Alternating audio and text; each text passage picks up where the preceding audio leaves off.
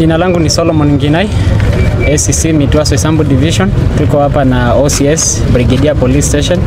Tumekuwa hapa na DCC Tongaren Sub County.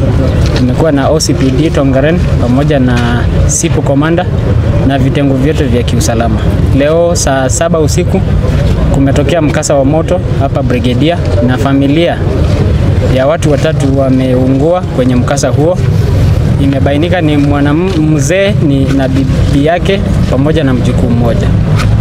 Kwa sasa hatujajua chanzo cha moto ni nini, lakini vitengo vya usalama vimekuwa hapa, wamechukua upelelezi wao kidogo na wameenda nayo pamoja na familia, watawasiliana ili wafuatilie vile uchunguzi itakavyofanyika na tupewe chanzo cha moto ili ibainike rasmi.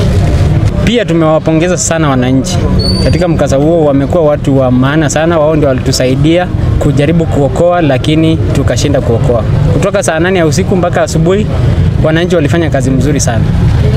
Pia tulisaidika kupata gari la zimamoto kutoka West Kenya. Ingawa ilikuja kama imechelewa, kama wananchi washafanya kila kitu na moto ikazimwa, lakini baadaye walikuja. So tunataka kushukuru wale wote ambao walijitokeza na kutusaidia katika mkasa huo.